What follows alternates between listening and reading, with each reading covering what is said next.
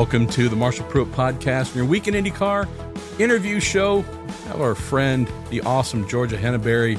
She and her boyfriend, Chris Wyndham, became parents not so long ago. Her first child.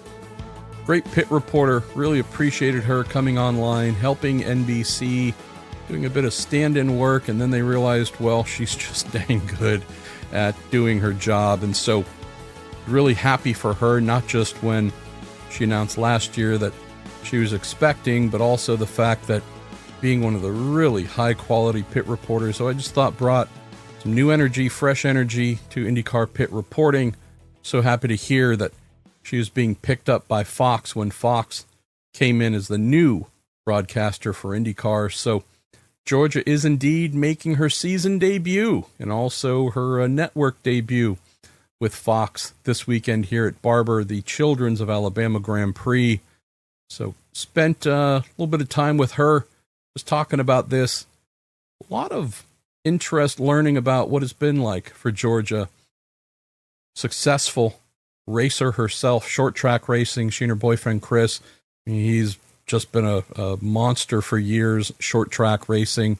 Did some Indy Lights as well, but she's a racer, he's a racer. She's accustomed to doing nothing but being at racetracks, whether it's inside a car or on the media side, but going through this interesting dynamic of, well, I do indeed need to hit pause on my career because motherhood is happening. Like it or not, it's happening. And just hearing from her about what this has been like, definitely not exactly the smoothest road of knowing that this is happening from a timing standpoint in the middle of a broadcaster change. And what would happen to her? And this is her livelihood. She is a racer. And where does having to stop, give birth, recover, and then get ready to go back to work, what's that been like? It's a unique thing that most of us in racing, aka the men in racing, obviously we support our loved ones and the bringing of children into our worlds, but ultimately, at least from the physical standpoint, we don't do a whole lot here. So anyways, open talking with that about Georgia, just wanting to learn about her life and experience in this life-changing experience of hers with her boyfriend and welcoming their new son. And then getting back to the racing side, joining a new racing family at Fox. And then we say farewell. So that's what we got here with Georgia. Big fan of her work. Big thanks as well to all of our show partners at the Justice Brothers, celebrating 80 years at the Indy 500 this May. Also our good friends at TorontoMotorsports.com, purveyors of awesome motor racing memorabilia. If you love IndyCar, pay them a visit because they got everything: hats, t-shirts, models, stickers, caps. Get it. TorontoMotorsports.com. Then finally, the Sports Car Championship Canada, presented by Michelin, Fel Motorsports, FEL, motorsports.com. Check them out as well. Want to go racing in Canada? They're taking a little bit of a pause, but going to tune up and get ready to come back in 2026. But they do have some cool 1340 class radical racing there you can enjoy. So pay them all a visit. Thanks for their support. And let's get rolling with our friend, Georgia Henneberry. Being a dumb boy who really doesn't have to do much more than wake up in the morning, put on my shoes, hopefully remember to put on everything else, and go out and do whatever I do. Like, there's no real consideration myself and any of the other men in the sport have really had to give to, start a family and going to go through some pretty heavy physical changes and strife throughout that process. Very different for you and the other women who work in the sport, realizing that starting a family, becoming a mother, you work as long as you can into that pregnancy, but there is this point where you have to stop and take some time away. Share that side, Georgia, because you're a badass racer. You've been doing great work. I know you'd be on pit lane every minute of every day or in a car or whatever it is, but this is just something that most of the people you work around in the sport never have to consider: the career side, the family side, and the fears that come with that. As you said, will this all be waiting for me when I come back? Yeah, I would say when we found out It was June of last year, and immediately there's so much unknown when it's your first child. And obviously there's still unknown now that he's here. Like I think it's just a working progression, but we found out, and then there's so many thoughts and a culmination of, am I going to be able to keep working in the sport that we're working in, not even just the sport, but in the traveling aspect of it? Am I going to be able to keep doing that? Will there be an opportunity for me, or am I going to have to set that aside in order to start a family? And both options are totally fine. I would like to keep working. That's just for me because I'm very career motivated, and I felt like last year specifically, it was the first year for me where I was like, wow, I feel like my career is really blossoming. I'm where I want to be. And if you would have asked me 5 years ago if I would have been on pit lane for IndyCar and traveling for E, I wouldn't have even believed it. It was something I was working towards, but then you have all these goals and milestones, and when you're finally there, it was kind of like a take a step back moment, and just like, wow, this is awesome, and I can't even wait to see what next year brings. And then when we found out, it was kind of a halt, and it was like, okay, wait, now we need to go back to the drawing board and see what we can make of this. And then so with Fox coming in, that was also a new set of unknown, because it was like, not only am I bringing a child into this world, and my boyfriend both travel and race in our different capacities, and now we need to figure out how to do this almost kind of like a synchronized swimming act in a way, and make it all work. And I don't think we would be able to do that if it wasn't for the support that we have from our family. And Chris's mom and sister and my mom, they have been the most supportive. We just simply wouldn't be able to do it, because there were times when Chris was traveling right when Waylon was born, that we came down here and Chris's mom was just so helpful. And but moral of the story, when we found out, we were like, can we make this work? I'm determined to make it work if Fox gives me the opportunity. And do we have the support in place to make it work? So when that all came together, and it finally got the happy word that Fox was interested in having me back, it was kind of like the world opened up a little bit. We're like, I think we are going to be able to make it work. Now, this weekend in Barber is my first weekend away from little man. And that is going to be incredibly tough. But I think the excitement of being back with the series, and knowing that he's going to be in wonderful hands with Chris's mom and sister, it's going to make it all okay. And then he's coming on the road. So that's another aspect. That's another aspect of it. He's taken the road by storm, a little asphalt cowboy himself. So me and Chris's mom and him are probably going to do, I think, 7 of the races altogether. And I'm super excited for it. It's going to be challenging. It's going to be tough, but it's going to be awesome. And like I said, the support is where it's at. The thing that I want folks to understand, you could say, well, wait a minute. There's billions of women in the world.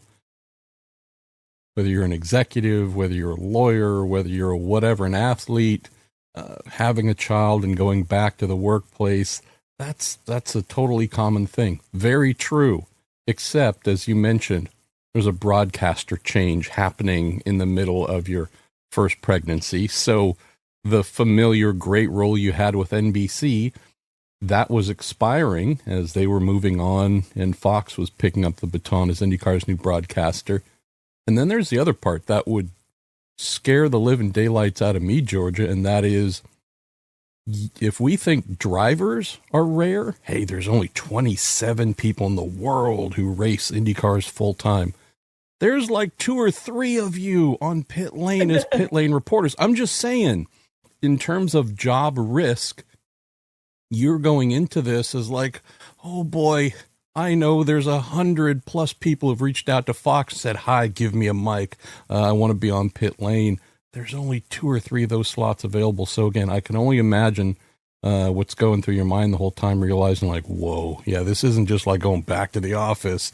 This could be filled by someone else very easily because there's so few of these opportunities. Not to mention just the pregnancy itself, going through that for the first time. I feel like I was experiencing a lot more hormones, a lot more emotions that I had had before. So just like as time went on and I was getting farther along in my pregnancy, it was kind of like this like clock was ticking down in my head that I was like, okay, I'm getting bigger. I'm about to have a baby. I really hope I get this job. And when it all finally came together, it felt like this weight off my shoulders. And I really do have to give such a major, I want to say shout out, but that's not like the word that I mean, to Fox for the opportunity, but also being so inclusive of the position that I was in also. Because when we did have the talk about coming on board, they kind of Jacob Ullman gave me the reins saying, like, when do you feel comfortable coming back? When do you think that things will be in place on your end that you can join the team? And I remember kind of being a little bit naive. And I first said, month of May sounds good because I'm local to Indy. I think even Barber sounds good. And we can make it work. Maybe he can come, all that stuff. I will figure it out. And then I said, and if things are going good, maybe I can make Long Beach work and he can just come Yeah. and all it's going to be so great. And I remember Jacob on the phone just stopping me and being like, you need to do what is best for you and your family and not rush into anything. And it just resonated with me because not having been through that, been through having a newborn, which we still do. He's very much a newborn still. I was just so naive and was like, yeah, we'll make it work. Can't be that hard, right? Well, it is a lot of work and it is hard. I was very naive in thinking that I could make Long Beach work and all that stuff. And I thought it was really cool that Jacob took the time to be like, you need to do what's best for you and your family and take your time and cherish these moments. And we will see you in Barber if that works. And yeah, I just thought that was great. Let's get to the jumping into the new broadcast family here. Know many of the folks involved, right? The good folks, Kevin Lee, James Hinchcliffe, obviously Townie Bell, added in our guy Will Buxton, plenty of good folks. Jamie Little, she was awesome filling in to open the season. A lot of good folks coming in for the month of May. Your career, Georgia, was really awesome to watch coming into IndyCar because right away you were not just the proverbial breath of fresh air. You brought a lot of energy, tons of great research, great stuff from the drivers you spoke with, team owners and whatnot. You really added a lot of quality to pit lane, and you've had to step back a little bit, come back into this IndyCar world. Some changes, new team is there, some different drivers, but a lot of folks you're familiar with. Tell me about that side of coming back, Barber being the launching point for this return to IndyCar for you, having built a lot of great work, but also having had to take a little time away and step into a new broadcast family. Well, I can tell you, I've been having major FOMO at all the previous races this season. I'm watching St. Pete and Thermal and Long Beach. It feels like you're watching your family on television. You're like, oh man, I wish I could be there so much. And I'm super grateful for the time that I've been able to have at home with little man and Waylon and Chris, and just really setting the foundation for getting, our summer rocking and rolling, and just trying to figure out how to become a mom, because that has just been a wild journey in itself over these last two and a half months now. And it seems like it's been a really long time, but it also seems like time is going really fast too. So I'm grateful that he's going to be able to come on the road, because for me personally, I just feel such an attachment and love towards him being able to be with me on the road, I think is going to be really great. But working the open test yesterday, or not yesterday, last week, I think really helped too. Because even though it is people that you know, there are a lot of new, same faces in new places. And just being able to see everyone and get back on pit lane, give hugs, shake hands, say, I'm happy to be back. What's new? How's it been going? I think that was really helpful. But at the end of the day, and you know this, Marshall, probably better than anyone, I feel like the IndyCar paddock is so supportive and so just accepting of giving information, and not being super closed off and really just trying to help everyone in their own capacity. That I think that makes it exponentially easier to jump back into it. And then also having Kevin Lee and having James and T-Bell, who are just the best at what they do, that's also super helpful because I know that I can go to them, and with the addition of Will and Jack, and Jack will be the first to say that he's learning every single time. But at the end of the day, I feel like we can all learn from each other a little bit because we all have our different styles. We all are learning in our own capacity. So I think the team is going to gel really well together. And I have no problem going and asking Kevin for help when I need it, or asking the booth guys for help if I need it or I feel behind on anything, which hopefully is not the case because I've been putting a lot of effort into notes and studying and getting back into it. But the team is really great. And I'm excited to meet everyone on the other side of things behind the cameras as well, all of the production team and everything too, because I have heard that there's just a lot more people at the races, and it's a whole new set of people. So I'm really excited. Thursday is going to be awesome. Just pulling in and meeting everyone. I feel like such an idiot. I'm laughing at myself because having seen Harvey back in a race suit and spoken with him as nothing but a driver at the open test, he just fell out of my brain as like, oh yeah, he's the other member of the pit lane team. So I got to do a better job there. But let's close on this, Georgia. So getting back into the groove for you, what do you look forward to for the rest of the season? Because it is going to, as I told my wife, once I get on a plane here in a couple days for Barber, next thing you know, we're going to look up and it's going to be June. Tell me about jumping onto this roller coaster that's already in motion. What are you looking forward to for the rest of the year? Ooh, well, like, do you want me to pinpoint specific races that I'm excited for? I want you to share whatever it is that comes to mind.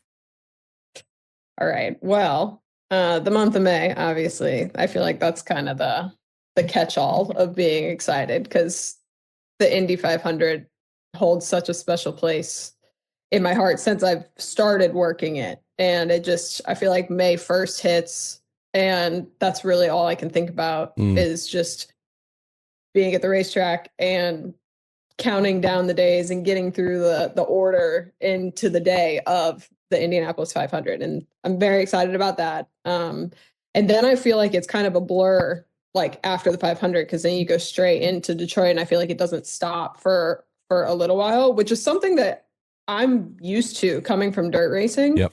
I mean, Chris and the series that we've worked for, I mean, we do 90 races a year and it just never really stops once it starts. So that's something that I actually feel more excited about, is just the nonstop aspect of it. I feel like sometimes when there's weeks in between races, you kind of hit this lull of, we're just kind of waiting for the next event. And the last event was great, but let's get to it. And so when you finish the 500, you go straight to Detroit, and then you go to here. It's like you feel really immersed in the IndyCar world. And so I'm very excited about that stretch, the busy stretch. A couple races outside of that I am super excited for is going home to St. Louis. I love Worldwide Technology Raceway and just being home. I usually have family come out for that race, and it's going to be really special with Waylon there this year. Laguna, I love going out to California for Monterey. It's just stunning. And then Nashville. Nashville is Chris and I are trying to move down here. We're in Nashville right now. I'm at Chris's mom's house. We're trying to move down to Nashville. His whole family lives down here, and it's more just it's nice to be down here surrounded by family and then jet off to the racetrack every day. And it's the finale. And who doesn't love a finale? Yeah. So excited to see the storylines that are coming throughout the season because IndyCar is so competitive right now. Excited for you, pal. Glad to have you back where you belong, picking up on all the great work that you did, established at your former broadcaster, now with a new home, a home that's really happy to have you. So broadcasts are going to get even better. So happy, Georgia, for you and for us. All right, I'll see you down in Barber. Thank you. All right, pal.